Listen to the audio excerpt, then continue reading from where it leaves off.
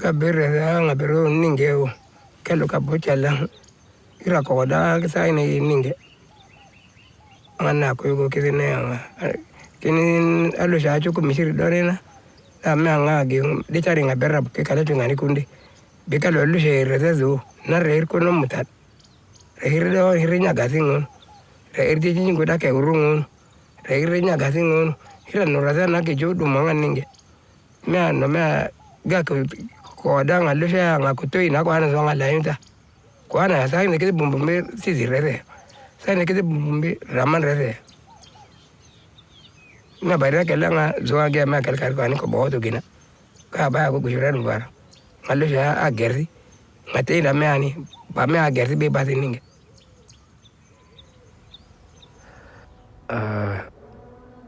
مشاهد كيف طرفين اللي هن سوريين اللي هن رفقاتي واخواتي واهلي بطراف العيله مستعد يمسك سلاح ويقتل اللي جنبه كرمال سياسه هي طرف. السياسه هي بديل على الانسانيه هي الاهم. السياسه هي عباره عن علاقه مصالح بين دول كتير كبيره وعالم كتير فوق. نحن عالم درويش شو دخلنا بالسياسه؟ ليش تتفوت؟ انت ما رح تغير شيء اذا حكيت. فلما بلش الموت، لما اشوف الموت قدام عيوني، لما رفقاتي شوفهم ملقحين وما عم يتنفسوا، بعد التفجيرات يصير التفجير، صار تفجير قدام بيتي كنت عبعد عنه إشارتين مرور، التاكسي اللي كنت فيه انكبس هيك. لما يصير تفجير وشوف ايدين ورجلين بالارض وشوف دم وشوف مخ وشوف عند باب بنايتي كانت في ايد ملحوشه، جارتنا كانت طالعه تاخذ ابنها من المدرسه مثل المجانين، غميت بالارض بس شافت المنظر. بعد ما شفت كل هاد خلص ربت عندي خوف وحذر مو طبيعي. الانسان ممكن يقلب وحش بالنسبه إلي، خلص يعني انا ما بثق ببشري غير حالي، ولهيك وطدت علاقتي بالروحانيات والى اخره، لانه انا جانبي البشري او الانساني او الملموس او المحسوس ما عاد يعني لي شيء. ការនៅ1970ហើយជា78យើងនឹងចង់78ហ្នឹងណាបើនោះក្រុមគ្រួសារខ្ញុំគេបញ្ជូនទៅពោធិ៍សាត់តែពេលនោះបងប្អូនខ្ញុំ4នាក់ស្លាប់អស់ហើយគេសម្លាប់ទាំងអស់ទី1មុនដំបូងបងស្រីខ្ញុំ2នាក់គេបង្ខំឲ្យរៀបការពេលនោះបងស្រីខ្ញុំអត់ព្រមទេក៏គេចាក់នឹងចំពោះទងស្លាប់នៅចំពោះមុខខ្ញុំហើយខ្ញុំក៏ដឹងថាអាហ្នឹងការស្លាប់របស់គាត់ខ្ញុំអត់ដឹងទេខ្ញុំនៅក្មេងខ្ញុំទៅ14 15ឆ្នាំហើយក្រោយមកក៏គេយកឪពុកម្ដាយខ្ញុំទៅសម្លាប់ទៀតចុងក្រោយយកទៅឪពុកម្ដាយទៅសម្លាប់ខ្ញុំក៏រត់ទៅរកឪពុកម្ដាយពេលនោះគេសម្លាប់ម្ដាយខ្ញុំទម្លាក់ចូលក្នុងដៅហ្នឹងគឺចាក់ចំពោះទងទាំងអស់និយាយរួមគ្រួសារខ្ញុំសិតស្លាប់ 3-4 នាក់គឺចំពោះទងទាំងអស់ហើយក្រោយមកក៏វាចាប់អូសខ្ញុំទៅកន្លែងព្រៃមួយហ្នឹងក៏ចាប់រំលោភខ្ញុំ3នាក់ត្រង់ចំណុចហ្នឹងហើយដែលខ្ញុំចង់ចាំអត់ភ្លេចគឺខ្ញុំពេលនោះខ្ញុំរើមរាស់ជាមួយគេប៉ុន្តែរើអត់ឈ្នះគេរហូតដល់3នាក់ឯងខ្ញុំ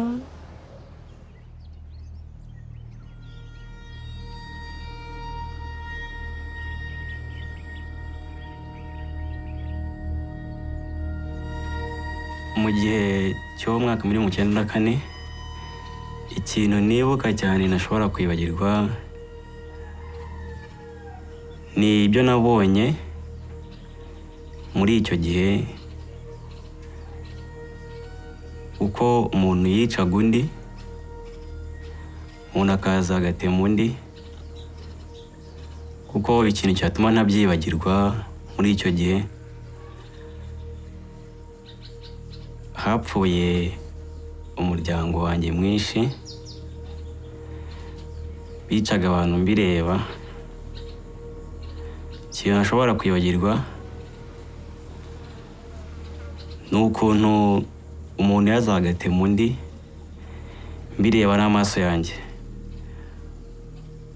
ku ruhare rwanjye numva ari ibintu ntashobora kuba nakibagirwa kuko ni ibintu byabaye mbona ko ari ikintu kidasanzwe nkabona ko ntashobora kuba nakibagirwa icyo kintu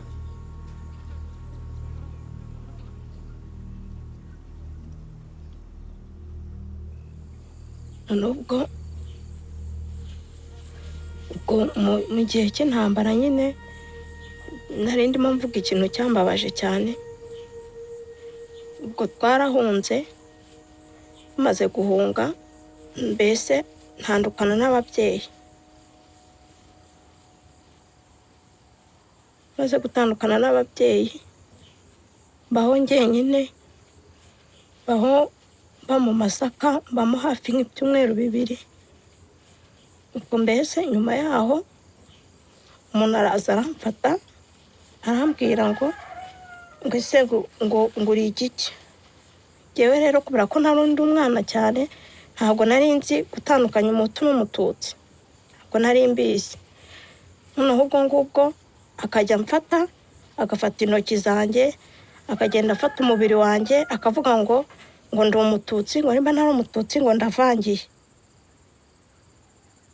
Akayabwira abo bantu ngo nibandase, ngo bankureho. Noneho nkajya muga se murandasa munyica, muranyicira iki? Kari nta kibi nakoze, muranyicira iki? Noneho ubwo nyuma yaho haza ubwo bararasa cyane, amasasu menshi cyane. Maze kubasa amasasu menshi cyane ndirukanka. Noneho maze kwirukanka aho ngeze hose nkajya mbona ni imirambo y'abantu, amaraso. Noneho ngeze aho ubwo nahise nicara ndavuga nti Mana bibuka ushaka.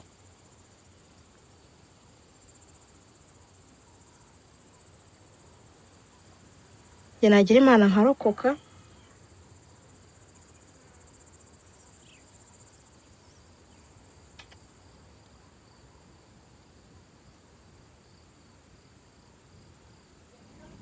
حتى من أول لحظة حملت فيها السلاح كان في نوع من أنواع الخوف. يعني الخوف موجود عند كل البشر، وخايف كمان إني أشيل دم أو كذا وهيك، أو إنه شيلت السلاح. أنا صرت يعني من معلم مدرسة إلى مسلح، بس في شيء أجبرني، يعني في مناظر أو أمور أجبرتني. لما أحيانا بيسألني إنه يعني أحيانا تخطر بباله أفكار إنه بابا ليش الحرب هاي كلها ما بدها تنتهي؟ إنه بابا ليش أنت مثلا تقتل العسكري ما عنده أب وأم عم يستنوه وعم ينتظروا مثلنا؟ يعني بابا بقول له إيه مزبوط الكلام. بابا كان ليش بابا؟ بقول له بابا لأنه هو على خطأ وإحنا على صح. طيب ليش هو على خطأ؟ إيه بابا هو على خطأ، هو عم يقتل أطفال، عم يقتل عائلات، عم يدنس المساجد، عم يقصر المساجد يا بابا. إحنا عم ندافع عن الإشي هذا. فإحنا بنحاول دائما الأطفال نبين لهم كل هالأمور هاي. يعني إنه صحيح أنا حملت سلاح، بس حملته في شغلات أجبرتني على حمله، ولا مو حب إنه أرتكب إنه أحمل دم على رقبتي مدى الحياة وأحس بذنب إنه أنا قتلت إنسان. لا، ما حد بيحب يقتل إنسان أو يلوث يديه بالدماء. ما بخافش من الموت. أنا بخافش من الموت بس لأجل سوريا. بخافش من الموت لأجل أبوي وهذا. لو إنه ما توفاش أبوي كان بخاف من الموت. أما هسه ما بخافش من الموت. لو إنهم يذبحوني يموتوني يفجروني بقذيفة ما بخافش. مو منه يلحق أبوي ولا ظني بسوريا. Tungana tenti mini só somo até que me tem que na chance para tenti frete me de venger tungana me fazo porque betin bede na ngonda so fe bina niso betin bede me fazo ako use quand même binga que que me venger déjà frete me so gang batlo so quand même déjà na meso ako user et si me fa voici 10 ou 15 binga de que quand même ça a limite na leti ngonda frete me so malgré le coup mais quand même amena zunga a queen batilo. depuis bête mina dia ouais bi gens de tranquille. עד שערב אחד באמצע תקופת המילואים הובלתי כוח של היחידה שלי לתפוס מחבל מתאבד בכפר בפאתי שכם, ואחרי שהובלתי את הכוח היינו צריכים להוציא אותו וירינו על הקירות כדי שהוא ידע שאנחנו החזקים, ויצאה מהבית אישה עם ילדה לידיים וילדה קטנה לידה. זה היה 3 לפנות בוקר והילדה בבהלה רצה לקראתנו. פחדתי שתתפוצץ עליי ועל החיילים, צעקתי לה לעצור בערבית, היא לא עצרה. יריתי כדור מעל הראש שלה, היא עצרה, ובאותו רגע נעצר גם משהו בי. וזה היה הרגע הקצר הארוך ביותר בחיי. הילדה נשארה בחיים, וגם אני נשארתי בחיים. אבל באותו רגע מת משהו בשנינו. בילד שיורים עליו, משהו מת, אני לא יודע מה, אבל משהו מת. במבוגר שיורה על ילד, משהו מת, וכשמשהו מת, משהו חדש חייב להיוולד. התחושה של הבושה שיריתי בה, התחושה של הכאב, ובעיקר התחושה של פרק האצבע המורה ביד ימין שלחצה על ההדק, ירדה על ילדה. אני חושב שזו נקודה שמשהו חדש התחיל להיוולד.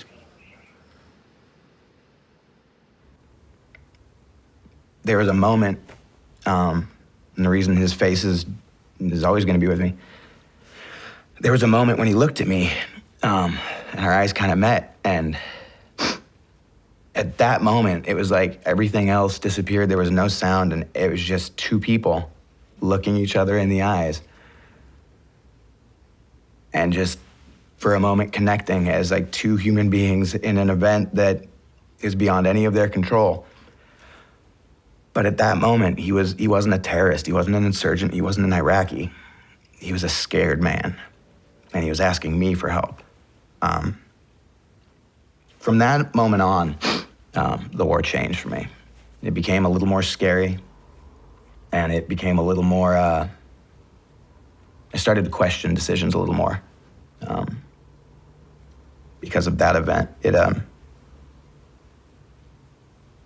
it put a face. That scared, crying man peeing himself could be any or all of them. Наверное, делают человека жестоко, таким же, потому что человек хочет отомстить, прежде всего, за эту жестокость. Но, как бы,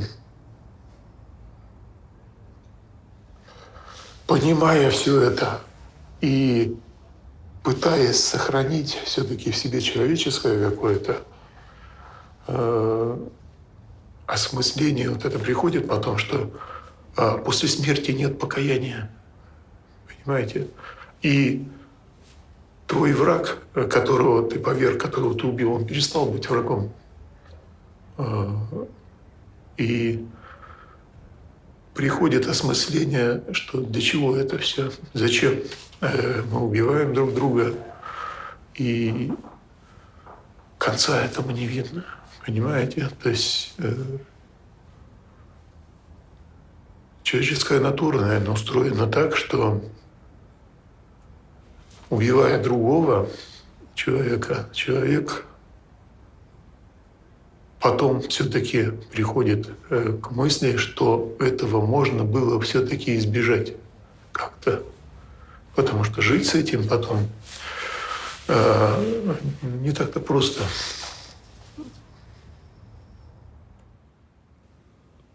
If you ask me what it's like to be a veteran, that doesn't do either of us any good, because I'm not going to tell you what it's like and you understand it. I don't have the capacity to say words that will make you fear what I feared, or feel the exhilaration I felt, or the mundaneness of day-to-day missions when nothing happens for months on end, and then the adrenaline when something finally does and it's awful. I can't tell you that so that you understand it. And you'll ask me when we run into each other in a class or something, how was the war? Or, what's it like? But much more useful to both of us would be to ask me how I am now, years after, how I'm getting along. Because that's all I'm trying to do.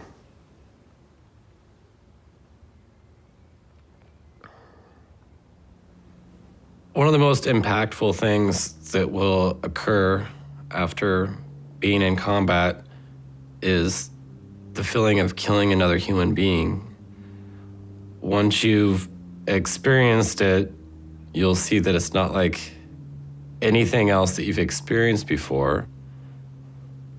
And unfortunately, that feeling, your body will want to experience again. It's really difficult to try to explain to somebody what that feeling's like. Right now, I still feel like experiencing that again, and it's probably why I keep a loaded weapon in my house.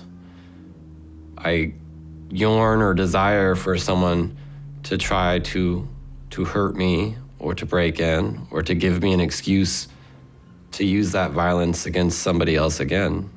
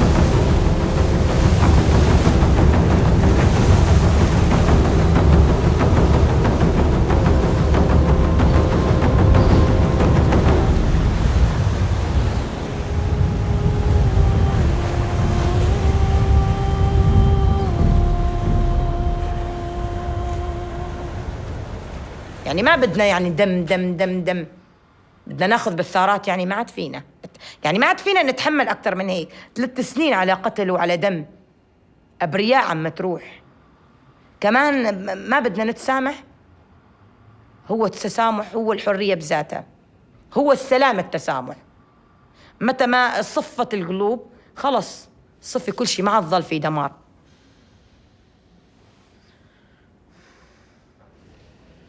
On the 16th of January 2007, an Israeli border police shot and killed my 10-year-old daughter Abir in front of her school in Anata, where I live. She was with her sister and 2 other friends, 9:30 in the morning. In her head, in the back, from a distance of 15 to 20 meters, by a rubber bullet. Abir wasn't a fighter. She was just a child.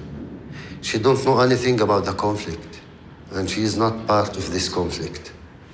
Unfortunately, she lost her life because she's a Palestinian. I'm an Israeli who lost his daughter to a suicide bombing on the 4th of September 1997. And I'm a product of an education system. These are 2 societies at war, and they socialize the young generation to make them being able to sacrifice themselves when time comes. And this is true to Palestinian society, and this is also true to Israeli society. Because we are human beings, sometimes you think, if I kill the killer, or anyone from the other side, from the Israelis, or maybe 10, this will give me back my daughter. No. I'll cause another pain and another victim to the others. I decide to break this circle of violence and blood and revenge by stop killing and revenge and support revenge by myself. My definition of sides have changed dramatically.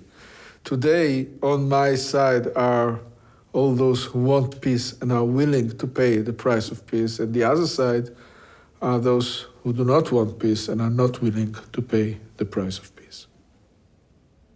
Many people told me that it's not your right to forgive in her name. And the answer, it's also not my right to revenge in her name. I hope she's satisfied. I hope she rests in peace. הסיפור הוא שנכנס קצין גרמני במדי אס-אס לגטו, ובליל גשום אחד אמא אומרת לו, קח את הילדה שלי. אמא מספרת שהיא מרימה את גדר התיל ומוסרת את התינוקת שאני ילדה, כאמור יהודייה בת 2.5, והיא בלב כואב מספרת שהיא מעבירה אותי לידיים של איש מופלא במדי אס-אס. היום אנחנו יודעים שאותו אדם, אלוי זה פלווה, שירת בצבא הגרמני, כי זה היה, הוא חי בגבול גרמניה. אבל למעשה הוא לקח אותי למעיל שלו, הכניס אותי לתוך המעיל שלו כתינוקת, ומעביר אותי אל גבול גרמניה, פולין, לבית הוריו. והם מגדלים אותי, הוא מספר שאני ביתו הלא חוקית, והם מגדלים אותי, הופכים אותי לנוצריה קתולית, הם מגדלים אותי עד סוף המלחמה, איזה מחווה, איזה מקסם, איזה יד מושטת, חוויה של ניצוצות של אור בתוך דברים שהם נקראים טירוף של אנושות. אם אני רוצה ומעלה בדעתי לשאול את עצמי, האם אני הייתי יכולה להיות בתוך אחד המקומות האלה, ואולי הקשה ביותר, האם הייתי יכולה להיות במקום של אותו קצין גרמני? איך אנחנו יכולים בכלל לענות על השאלה הזאת? איך אפשר? אני לא מאמינה שהיה לי את כוחות הנפש האלה לעשות את זה. אם אני שואלת את עצמי את השאלה, אולי כן? איך הוא ידע שזה קרה לו? מי יודע שיש בתוכו, ואיך מתחברים אל אותו רגע אמת שאפשר להקריב את עצמך, את חייך היחידים, למען מישהו אחר. אולי שאלה ללא מענה, אולי שאלה שאחרים יוכלו לענות עליה, אבל זה כאילו מתבקש לשאול את זה.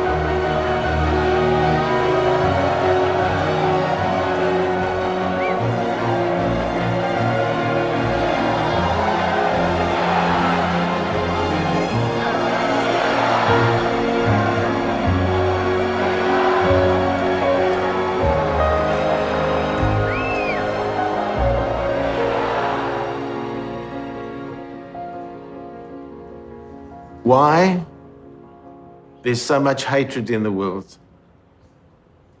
Why people have to kill.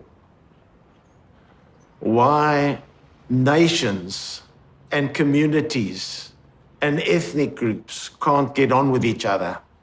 Why everyone thinks they're better, or their church is better, or their religion is better, or their way of life is better. Hay mucho. Eso es malo. Convivir. ¿Cómo estamos? ¿Cómo está usted? Saludos. Adiós. Eso es bueno. Pero, no, adiós. No, no, adiós, no, adiós. Eso es bueno. Los vecinos nos respetamos, nos queremos. Cuando un vecino necesita de mí, yo le sirvo. Cuando yo necesito, voy donde cualquier vecino. Mira, dame tal cosa. Aquí no todo es ir al colmado. Si yo necesito habichuela, una mano de plátano, yo voy de un vecino, va, búscame una mano de plátano, dame un pedazo de uyama, y yo consigo todo con mi vecino. Así que aquí nos llevamos. Aquí nos llevamos muy bien por ese lado. Sí, convivimos bien. After my brother was killed, for years I worked against peace. I was very active in mobilization. I was very active in throwing stones. I was very active in writing. And when I was 18, I decided that I needed to learn Hebrew, even though it was mandatory in my high school and I didn't do it. And when I went to learn Hebrew, it was the first time I sit in a classroom. Everybody around me is Jewish, but we're not soldiers, we're not settlers. And that interaction was so different. And we started over really weird things, have nothing to do with conflict. We started our conversations about music. The fact that I love country music, which is really strange for Palestinians, and I found a couple of people who did. We talked about coffee and which coffee is better, instant coffee or Arabic coffee. But it was from there that the whole demonization of the other was so hard to follow anymore, because we got to see a human being. And next time there was a suicide bombing in Jerusalem, I didn't think of the enemy and suicide bombing against the enemy. I thought of my friends. And I picked up the phone and I started calling to make sure none of them are hurt. Next time there was a problem in East Jerusalem and somebody was shot, all these people in my Hebrew class started calling me and wanting to make sure that I'm fine. And that interaction, that reality, made me come to a point of understanding that we have to bring down those walls that separate us. And if we know each other a little better as a humans, we might be able to also love each other instead of kill each other.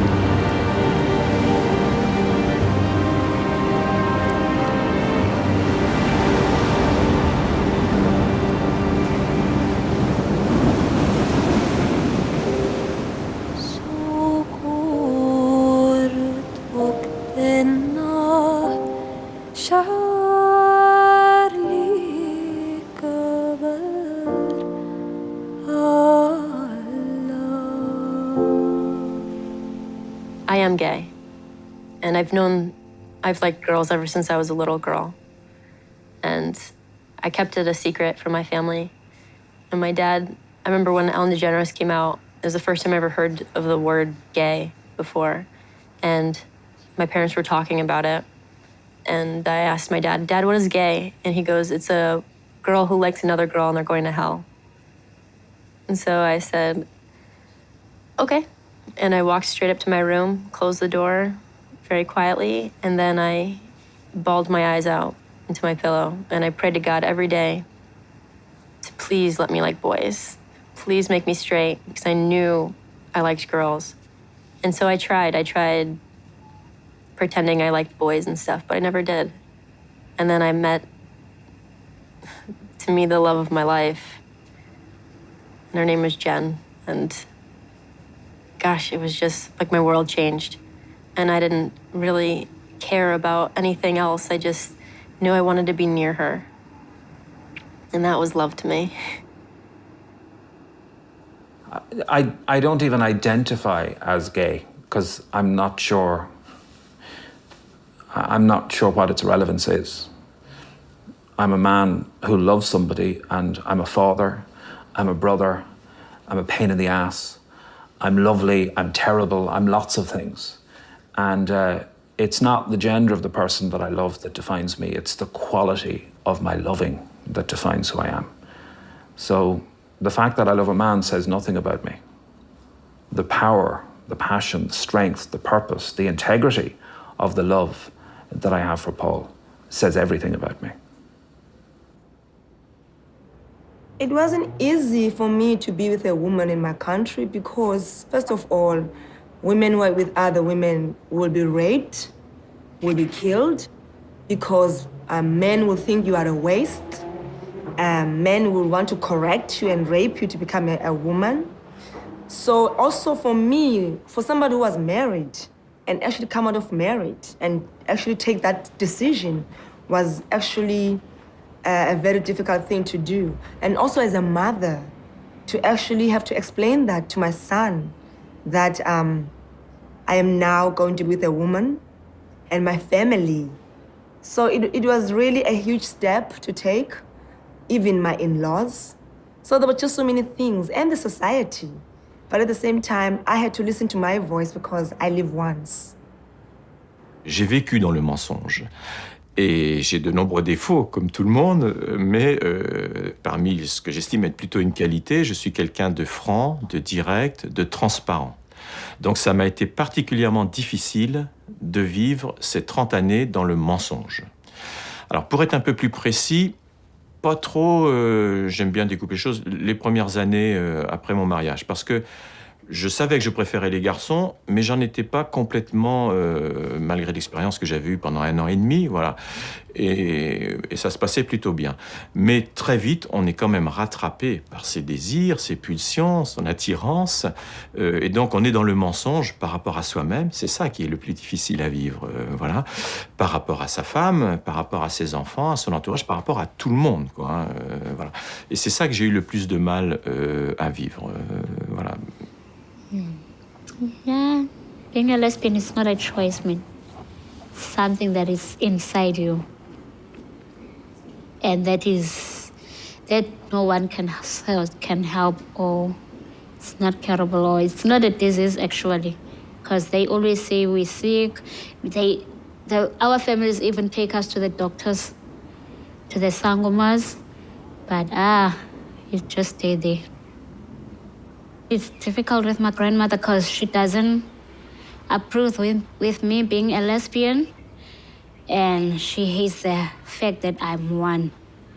Even I had to leave home and go stay on the streets because of my sexuality. I even had to force myself with guys so that my granny can approve, to get my granny's approval. And it hurts because I had to do stuff that I really, really didn't want to do. Even though I did that, I even asked a friend of mine who is a dude to pretend as if he's my boyfriend. But that guy, what he did, he forced himself to me, and then he left me with HIV. And that was in 2003. I did all that just to get my granny's approval. But now, I know that I don't have to do anything to please someone else. Ne pas se sentir reconnu, ne pas se sentir compris, ne pas se sentir aimé tout simplement dans sa famille. Aimer, oui, mais pas aimer pour ce que l'on est. On a envie de partager quelque chose. Quand un homo, il ne sait pas si c'est mal ou pas mal. Et si on lui dit, mais c'est bien ça, enfin c'est bien, c'est comme ça, il ne pense plus c'est à peu près comme quelqu'un qui sait pas s'il va avoir un cancer. Il sait pas s'il a un cancer ou pas. Et si on lui dit, mais t'en as pas un homo, il se demande ce qu'il a. Il sait pas si c'est grave ou pas grave, et qu'est-ce que ça va faire. Donc si on lui dit, mais ça, il n'y a rien de plus merveilleux que des parents qui disent, et puis, t'es homo, et puis. La seule chose, c'est qu'il faut que tu sois heureux. Pour moi, c'est tellement évident que c'est ce « et puis » qui manque souvent. Mes parents, ils avaient tellement peur que je reste homosexuel que quand je leur ai dit que je changeais, ils s'y ont vraiment cru. Et même si mes parents ils me posaient des questions tous les jours, ils me demandaient « c'est bon, t'as changé? C'est bon ?» Et comme je sais que c'est pas possible de changer, je fais comme si j'ignorais la question, je me prends pas la tête. Et au bout d'un moment, mon père, il n'en pouvait plus. Donc il s'est mis à m'engueuler, à me crier dessus, à me frapper et à me dire je sais que t'as pas changé, je sais que t'es toujours comme ça. Et à me dire si tu te fous de ma gueule, moi je vais te faire vivre un enfer et tu dois partir maintenant si vraiment t'es comme t'es. Alors je suis parti. J'ai pas hésité une seconde, je suis parti. J'ai pensé à quelque chose. J'ai pensé à mon petit frère. Je me suis dit, mon père quand même il nous frappe. Mon petit frère, c'est pas possible. Je peux pas le laisser dans un monde comme ça où il va être tout seul parce que mon grand frère est parti. Moi je pars, lui il va être tout seul et c'est lui qui va tout se prendre. Il y a un moment où stop. Donc il y a un moment où je suis revenu, je sais pas, un mois après je suis revenu et j'ai tout dit à mon père. J'ai dit que j'en avais marre, que j'en avais marre qu'il me frappe et je lui ai tout raconté, tout ce que j'avais sur le cœur pour lui faire comprendre qu'il avait tort de nous frapper, que ça c'était pas dans la vie de tous les jours, que c'était pas normal, que au contraire, mon homosexualité est plus normale que le fait qu'il nous frappe. Et on a passé, je crois, 3 heures à parler, 3 heures. Je lui ai tout raconté, je lui ai raconté tous les moments que je me souvenais frappants de ma vie où il me frappait. Et à la fin des 3 heures, il m'a dit une seule chose. Il m'a dit pardon. Et rien que ça, j'ai pensé dans ma tête, je me suis dit, là c'est le moment ultime. Et là je lui ai dit, papa, si je pars, une seule chose, je veux que tu me promettes de jamais plus frapper mon petit frère. Et il me l'a promis. Et c'est à ce moment-là que je me suis dit, je peux partir sans penser à autre chose. Je sais que là, ça va aller, pour lui, du moins.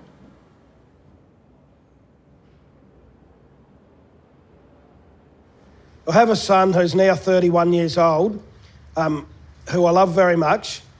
He's gay, a gay man, and the day that he came out was quite significant. I knew that he was struggling with something. He'd been suicidal, and he was 18 years old. And he said to me one day, "Dad, I've got to tell you something." And I said, "Okay, son, tell me, what is it?" And he went pale. He really went white, and he said, "Oh, I feel sick." And my heart really went out to him. And at that moment, I kind of knew that he was going to tell me he was gay, although I hadn't made that connection because he's quite masculine in his traits. But just at that moment, I had a sense that that's what he was going to tell me. So I said to him, "Son, let me guess. Let me make it easier for you, I'll guess." And he said, "Yeah, okay." And I said, "You're going to tell me you're gay, aren't you?" And he went, "Yes, I am." And I just really, really felt for him because it was such a struggle for him to tell me that. And everything sort of made sense because he didn't want to be gay, and that's why he'd been suicidal.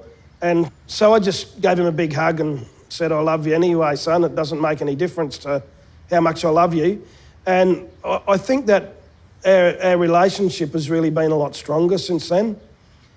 So that's been a journey in itself. Я пригласил человека к себе домой, с которым мы уже раньше общались.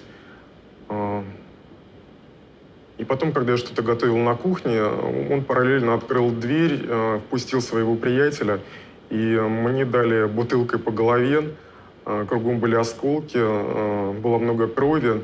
К моему горлу поднесли осколок бутылки, нож, и сказали, что сейчас меня убьют, потому что я гей. Естественно, слово «гей» звучало не так.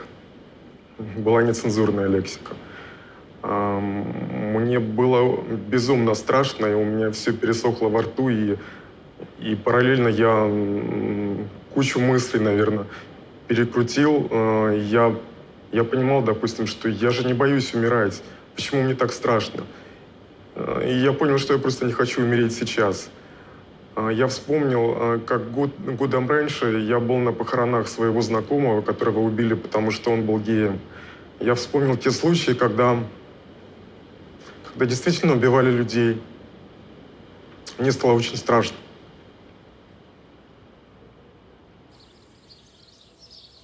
C'était en 2009, un ami homosexuel comme moi. Et lorsque ce dernier là est décédé, on l'a enterré dans le cimetière de son village. Mais l'imam de ce quartier, il a rassemblé les gens des jeunes du quartier. Ils sont partis au cimetière pour déterrer ce corps, enlever, attacher et traîner comme ça dans la rue. Et les médias, il y avait certains médias qui étaient là, qui filmaient ça. Et la police est venue. Après, la famille a récupéré le corps encore, allé enterrer le corps. Ils sont partis encore déterrer. On l'a déterré 3 fois. Et finalement, on a enterré le corps dans la cour de son père. Parce qu'on dit que la religion musulmane dit, quand on est homosexuel, si tu meurs, on n'a pas le droit de prier de ton corps. On n'a pas le droit de t'enterrer dans le cimetière musulman. C'est ça il disait. I'm a gay man from Lebanon, and we have no rights over there. And we have no rights in the Arab world in general over there. And I think what I can do more is what I've started to do is, I think I should come out even more. I am out to my parents, I am out to my friends, I am out to my work, but I think I want to encourage other people like me, which have nothing to lose. Because I have a salary, because my mom, it's proven with time, it took a time, but she's gonna love me anyway. Now she knows my boyfriend, she loves me for the way I am, my dad as well, my friends as well. I think if you don't tell anyone, the other moms won't know that it's okay to be gay.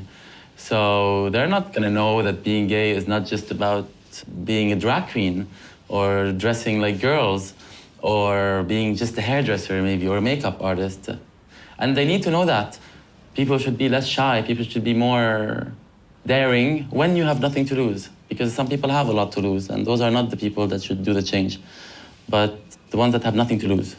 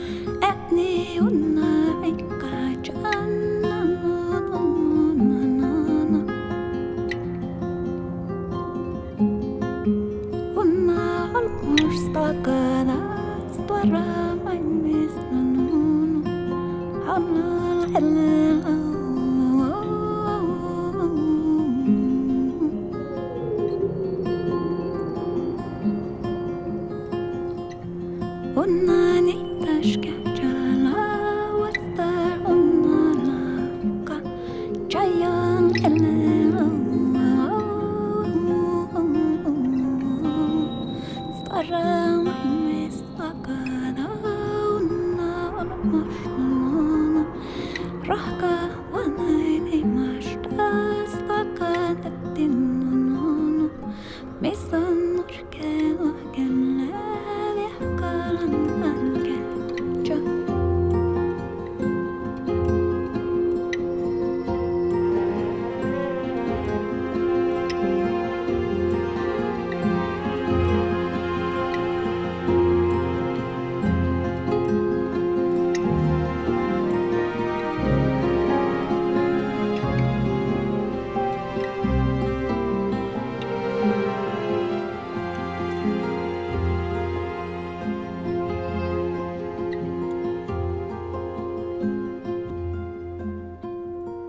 La familia para mí es comunión. Es llegar a tu casa y encontrar a alguien que te abrace y te diga, qué bueno que estás aquí. Ayudar a mis hermanos a hacer algo que ellos no pueden, que yo ya pude, por ser uno de los mayores. Enseñarle. Ver a mi papá llegar del trabajo, satisfecho, sentado en su sillón y pues poderle servir un café. Creo que me hace sentir bien.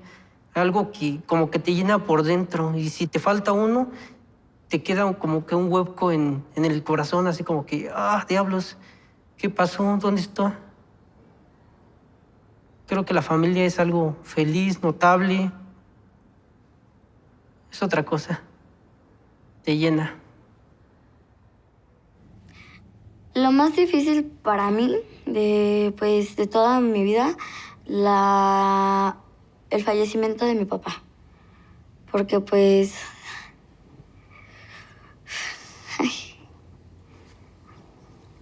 me quiero llorar.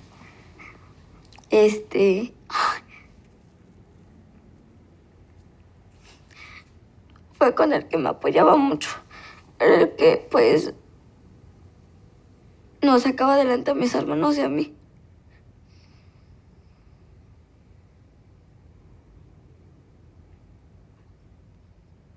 Lo que nunca podría perdonar sería a mi madre. Porque haberme vendido no fue una buena idea. Si ella tuvo algún problema, lo hubiera aceptado. Pero no fue conveniente que ella me vendiera. Porque somos sus hijos. Y le dolió tenernos. Y pues eso es lo que nunca yo perdonaría.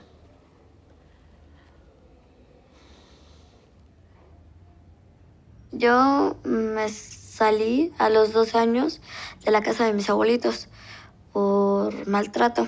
Entonces me fui a la calle, estuve una noche así solita, pasé frío y pues me daban ganas de regresarme. Pues porque pues no sé, me daba miedo que algo me fuera a pasar. Pero pues dije no, porque pues qué tal si va a ser peor, van a decir que porque me salí, ya no me iban a dejar salir. Entonces dije no, pues mejor sigo mi camino para que pues a ver si me pueden independizar yo misma. Yo no le tengo miedo ya a nada, porque viví muchas cosas feas y ya estoy acostumbrado. Pero no le tengo casi miedo a nada. Me dicen, no, que te vamos a pegar, que te voy a matar. Les digo, no, no les tengo miedo. Y si ustedes lo hacen, no les voy a tener miedo, les dije. Sí, a mí mi papá me decía que a pesar de a pesar de todos mis tropiezos que tenga, siempre para arriba. O sea, si me caigo, volverme a levantar. Y así, si me caigo, levantarme y levantarme. Porque pues eso es lo que me ayuda a mí. Y pues si vivo en el pasado, pues siempre estaría llorando, siempre estaría amargada, no amistosa, o sea, nada. Sino pues, no, sino ser juguetona y estar sonriendo. Porque si vivo en el pasado, pues de nada me sirve. Si no, hay que vivir el presente.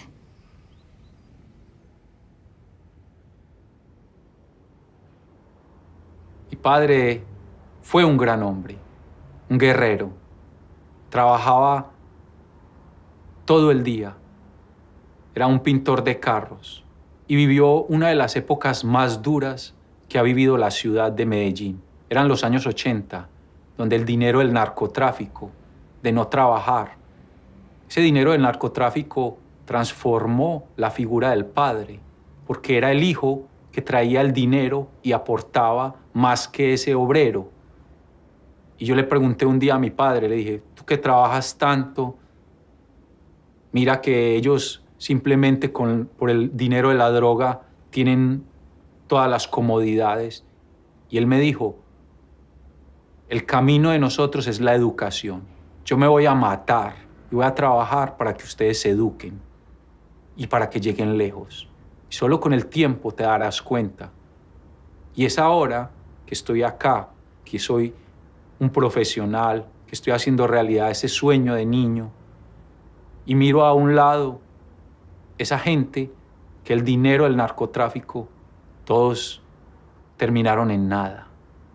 He ahí la prueba, que era el buen camino. Y por eso siempre le hago un homenaje a ese padre. Y siempre lo recuerdo. Y cada vez que hago algo, será en nombre de él, de que él se usó para que yo llegara aquí tan lejos. Gracias, papá. Ça peut sembler très bizarre, mais il est très difficile de dire à mes parents que je les aime, en fait, tout simplement. Je crois que c'est tellement puissant. C'est un sentiment tellement fort qu'au moment venu, on n'a plus les mots, on se dit pas je t'aime maman, je t'aime papa, ça se dit pas chez nous. Enfin, malheureusement, mais pourtant, on s'aime comme tout le monde, hein. Très très fort même. C'est ça qui est difficile. J'aimerais pouvoir trouver un jour la force de leur dire vraiment avec des mots avant qu'il soit trop tard.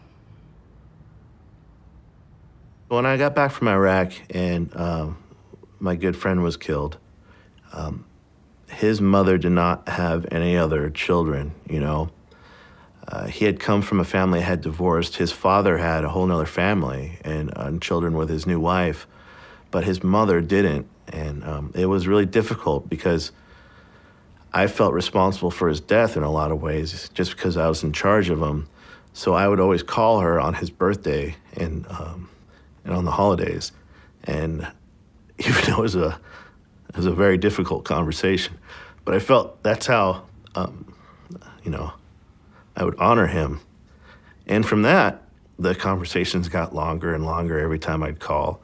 And then pretty soon, you know, she's coming over my house or I'm going over her house. And then when I got married and had my daughter, we just decided that, you know, she would be her granddaughter, you know, so now she has a family. And I guess that's what family means.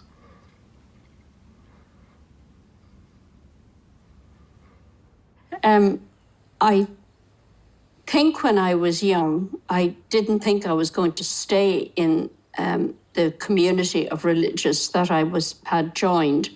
And I suppose I didn't understand what I was actually doing and that I was maybe making a decision which meant that I wouldn't have children and I wouldn't have a family as other people had.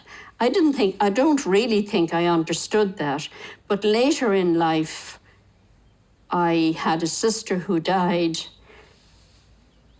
of cancer, and when I saw her family, I realized that when I died, there wouldn't be anybody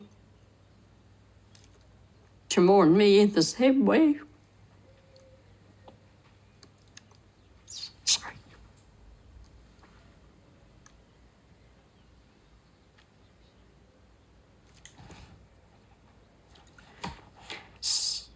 It is, as time goes on, then you recognize that you are a parent to other people who you work with or who are friends or who are related to you in some way.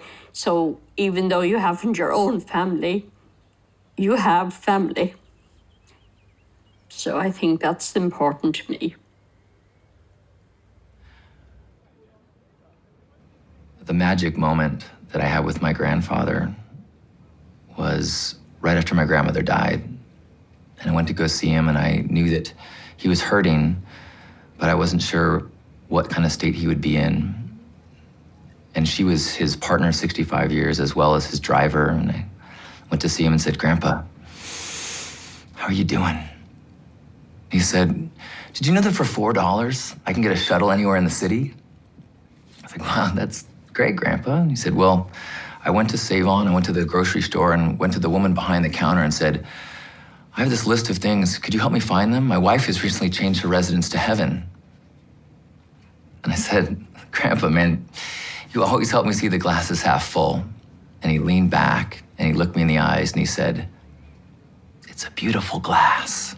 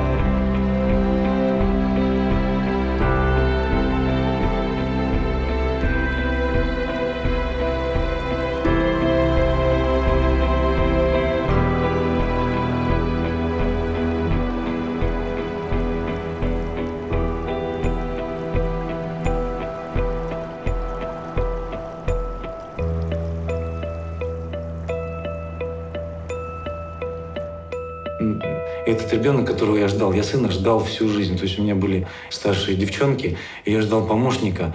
И сейчас хочу еще так же, чтобы был у меня ребенок-помощник. Но он мне помощник в том, что он мне подсказывает, он мне молчит, он смотрит на меня. Когда мы с ним что-то делаем,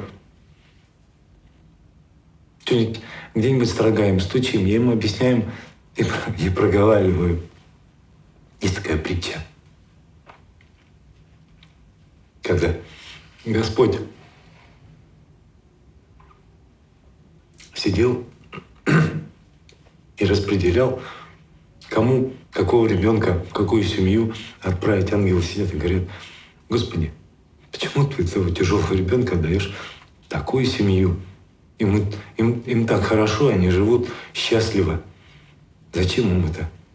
А он говорит: это мне для того, чтобы они могли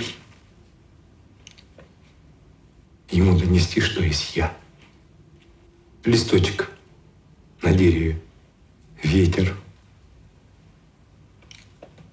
И я постоянно проговариваю ему.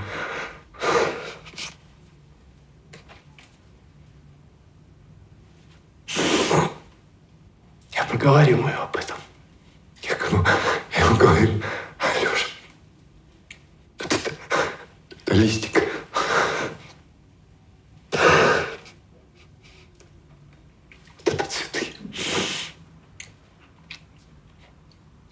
Это радость. Мы с ним выходим ночью. Я ему объясняю, что такое звезды. Я говорю: сын, звезды. А он видит это и смотрит на меня взрослыми глазами, не по возрасту. Еще не такое, что дух, который в нем живет, он намного сильнее меня. И он меня ведет. Ведет меня, нашу семью, детей. И поэтому я только сейчас начинаю понимать, что такое любовь.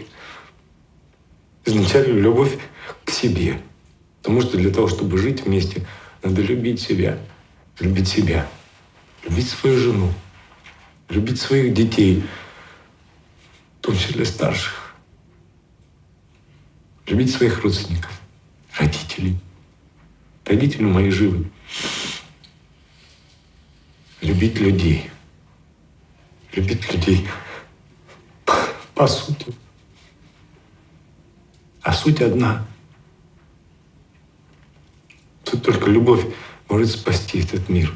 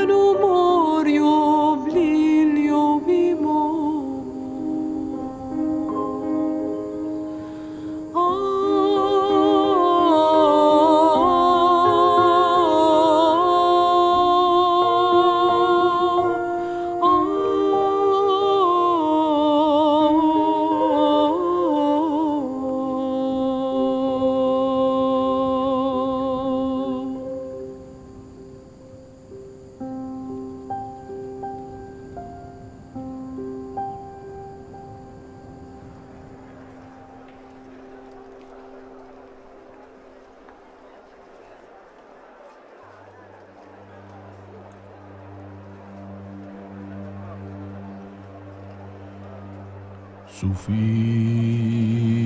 از پرتو می راز نهانی دانست گوهر هر کس از این لعل توانی دانست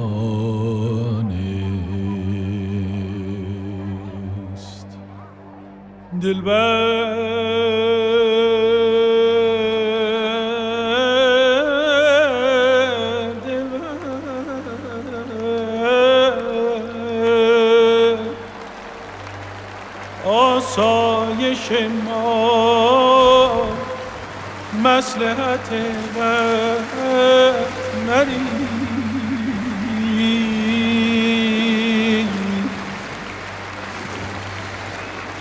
هر که غارتگریه باد خزانی داد Betul pilih mana, apa? Betul pilih Asia. Cuma mula ni pani, cuma ni pani mu, lady ni do. Cuma mu ni pakoni, sepali mata tekeli ba, mata tekeli Nino, Nino pucha, Nino, ni teni. Thứ quá ta đi, ăn cơm mưa cho mồ Missy là nên đi quỵ, cho mồ này,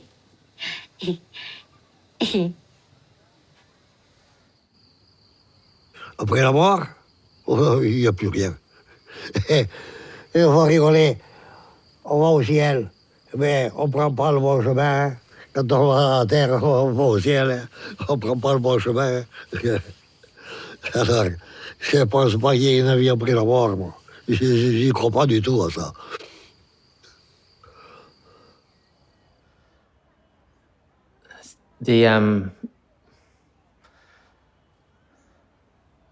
The most difficult experience I've had in my life is, I think, losing my father.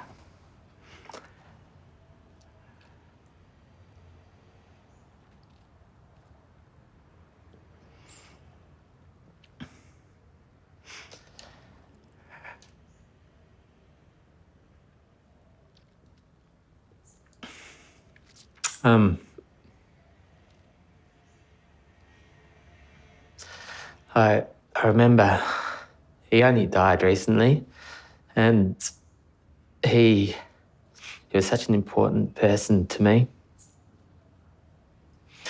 Because I think, he taught me how to live and enjoy life. And,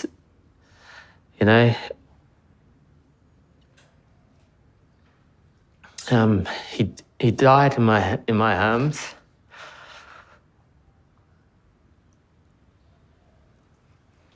And I remember just before he died feeling this coolness, the warmth of his body just disappearing, and this coolness just enveloping it. And he just died, and it was just like, part of him leaving his physical body. And it just, for me, it was just a little moment of just seeing how precious life is and how meaningful we all are to each other. I'm not afraid of dying. I don't know if God exists or not, but I choose to believe. And when I look at the universe, I hope there's a place where our spirits can go and where we'll recognize each other. And as well as my parents, I would really love to meet again my best friend Shawnee, who died when he was 21. And I'd love to spend time with him, hitchhiking through heaven as we used to do as youth here on earth. I also would love to meet the many good people throughout the generations who tried to make a better world and who tried to work for a world of justice and peace. For me, that's what's most important. And indeed, when we look at the great religions and philosophies and ideologies, and when we try to simplify the complex dogmas and theologies, it all comes down to love. So I hope my spirit is taken up in a great ballet and a great cosmic dance of love, where there's no more suffering and there's no more sorrow, where we can no longer hurt or be hurt, and where we can truly celebrate the great gift of consciousness, the great gift of being, the great gift of life. And if, in the end, there is no God, I'm still thankful for the gift of life. I've often thought the last two words I would like to utter just before I die are thank you. Thank you for the gift of life.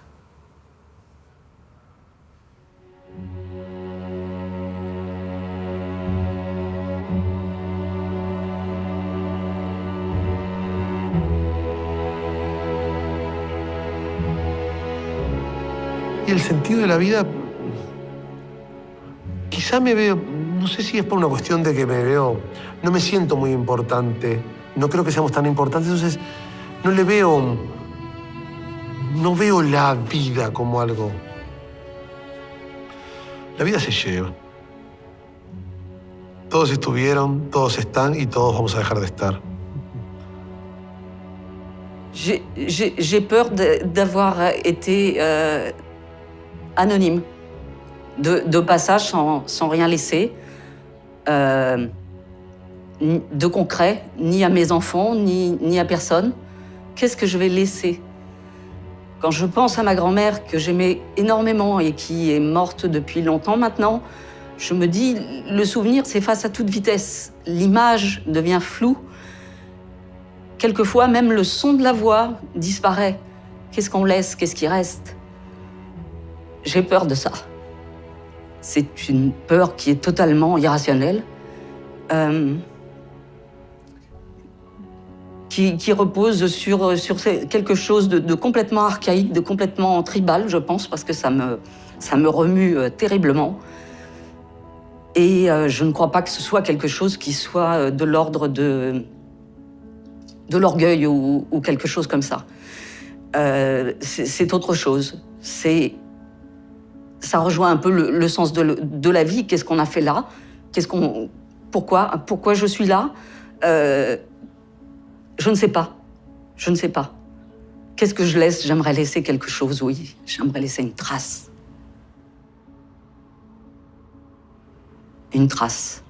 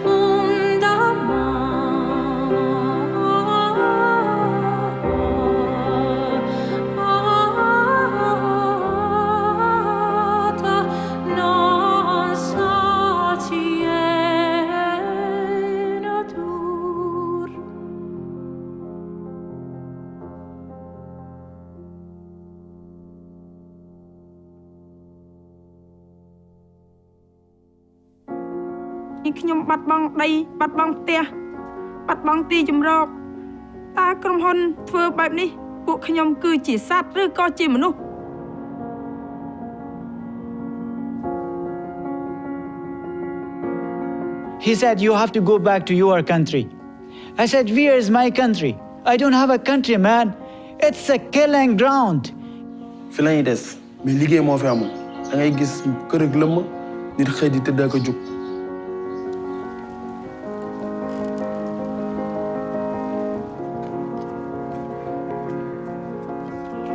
አሁንም ምንም ነገር ለኔ የለኝም።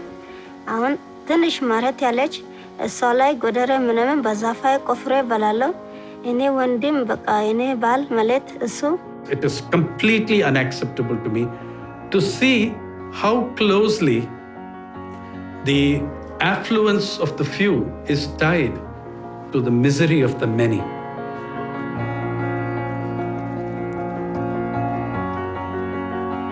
هیچ چیز فرق نمیکنه. خداوند مرا چشم و گوش و دان و دست پای داده سورم. منتها یک چیز فرق میکنه که یک آدم علمش بالاست، خوانده است، من نخوانده. Losing half of my body has forced me to balance the other areas of my life in a mental and spiritual manner. Счастье, когда внуки бегут навстречу и своим ангельским голосом кричат «Бабушка!». Вот именно когда бабушка кричат, а не бабушка, когда повзрослеет. Это тоже счастье. Me being 15 was a life sentence. What can be the meaning of my life? That is a hard question.